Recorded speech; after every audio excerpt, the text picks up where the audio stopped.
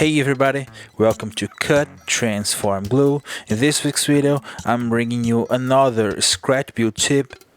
If you're a node subscriber, you already know that I love to add some electric cables to my models. But you can do more than just using some regular cables. So in this week's video, I'm going to teach you guys how to make these cool electric cables with different textures on them.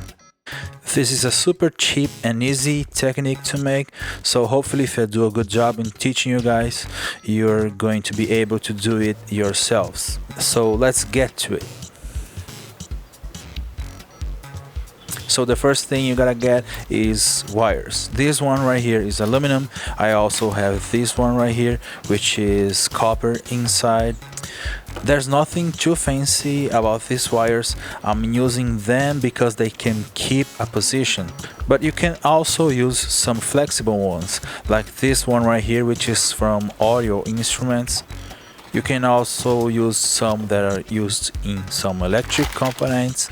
These colored ones are from Ethernet cables, and I also have some copper wires without the rubber in the outside. But I guess you guys got the idea. The idea is to have a nice amount and variety of cables. But let's get right into action. So I'm going to do a first one using the aluminum wire as the core of the cable. So I'm cutting it to length. Of course, I don't have a project for this, so I'm doing kinda as an example, but you can cut it to the length that you need on your project.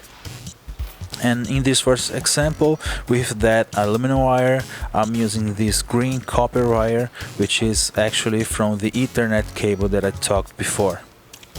So in this first one, I'm going just to wrap this one on the outside of the aluminum wire, and this is the result that I'm looking for. Just a single wire wrapped around the first one. Cool tip for you guys: if the core of the wire that you're trying to do is strong enough, you can actually use a power drill to help you guys to wrap this second wire on the outside of the first one. As you can tell by the video, it is kinda tricky, but of course the result comes faster than if you're doing it by hand.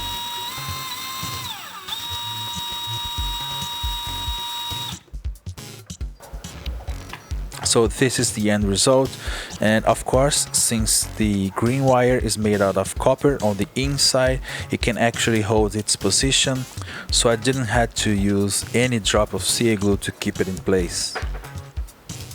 This next example is just to show you guys that you can really try some different types of cables together. So the inside one in this example is a flexible one, and in the outside of it I'm wrapping the aluminum wire. Of course, by mixing different types of cables, you're going to obtain different types of results. But since this is cheap material, it doesn't hurt to do some tests and really find the one that's perfect for your project. And you can tell by the shot, but in this example I didn't try to make a perfect job in the wrapping. Here's another example for you guys. In this one, the core is made out of a thick electric copper wire, and in the outside I'm also using some aluminum wire. In this case, I really had to hold it firmly with my hands, but nothing too unbearable.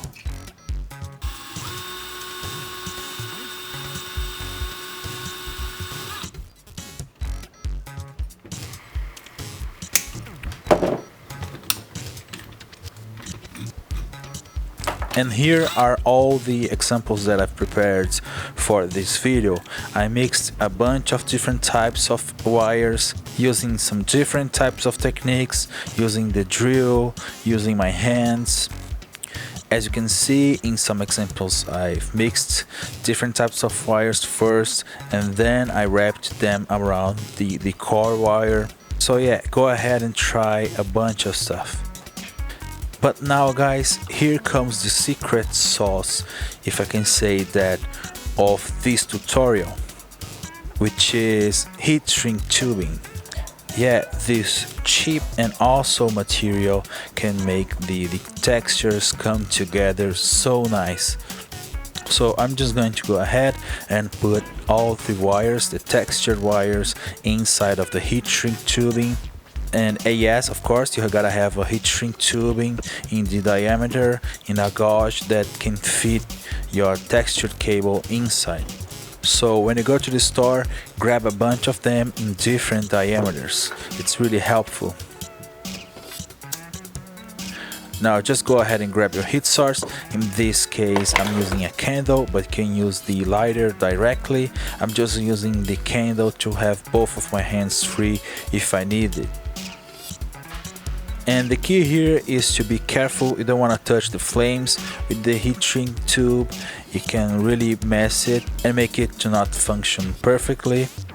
Just go calm and slowly rotating it on the top of the flame, and it is pretty easy, to be honest.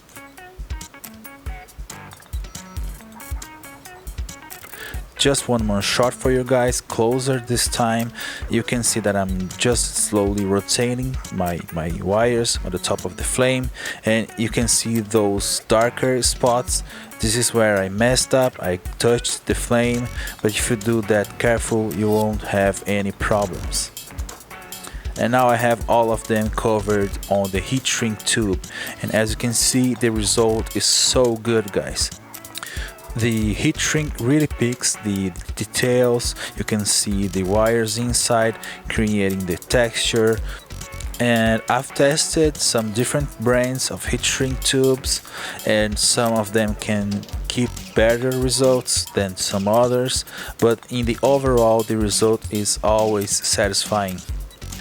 And you can really obtain some different textures depending on how you make the first wires. As you can see in this one, I didn't do a perfect job on the wrapping process, but the end result is also cool.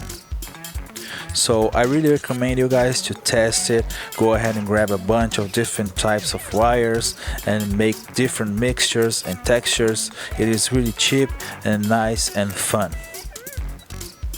And a cool thing about this technique is that by the end of it, you can still bend your wires and adapt it to your project. But this video is not over yet. I have one last example for you guys. As you can tell by the shot, I'm wrapping some aluminum wire on some hot glue stick. This last example is just to show you guys that this technique is really forgiving and you can make some cool effects without too much effort. And of course, I don't want to throw away this hot glue stick, so I removed it, making the core of this wire like hollow. And in this example right here, I'm using a way thicker heat shrink tubing, as you can see by the shot. And this is just to show you guys how flexible this technique is and how I can obtain some really cool effects trying really different types of stuff.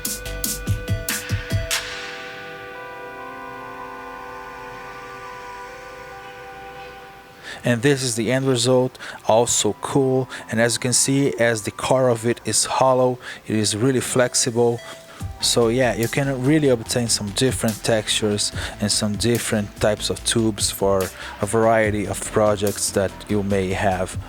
So this is it for this video, guys. If you like these types of content, leave me a comment, and I really hope that this tutorial helps you in your projects and in your scratch builds. If you like the content, help me by clicking on the like button and also subscribe to the channel. If you want to go one step further, there's a Ko-fi account linked in the description box. But as always, thanks for watching.